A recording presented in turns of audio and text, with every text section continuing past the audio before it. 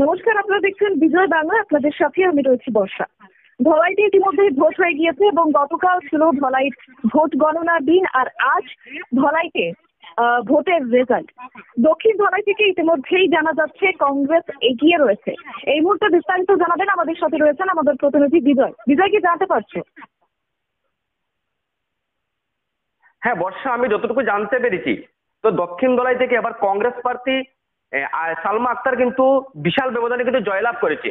এখান থেকে কিন্তু বিজেপি প্রার্থী রয়েছে শবনম আক্তার এবং কংগ্রেস প্রার্থী থেকে রয়েছেন সালমা, কিন্তু আবার তৃণমূল থেকে রয়েছেন হাফিজিয়া, কিন্তু সেখান থেকে কিন্তু ভালো টক্কর দিয়েছে আমাদের সালমা আক্তার কংগ্রেস থেকে। এখান থেকে কিন্তু বিশাল আকারে কিন্তু জয়লাভ করেছে সালমা আক্তার।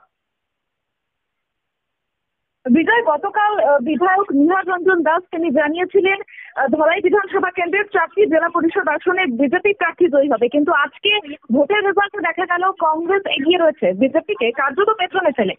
কি বলছেন এ বিষয়ে?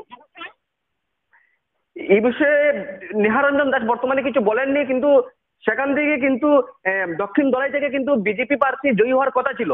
সেখানে কিন্তু সবই মানে বেশিরভাগ মানুষও কিন্তু বিজেপি, কিন্তু এবার কিন্তু বিশাল একটি ফ্যাক্টর দেখা গেছে যেখানে বিজেপি প্রার্থী জয়ী হওয়ার কথা ছিল, সেখানে কিন্তু কংগ্রেস প্রার্থী এবার জয়ী হয়ে গেছে বর্ষা।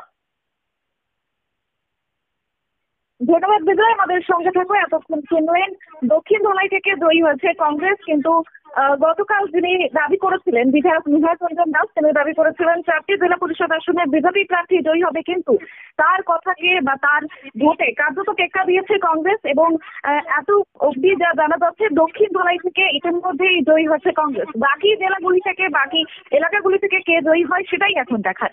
দেখতে থাকুন বিজয় বাংলা।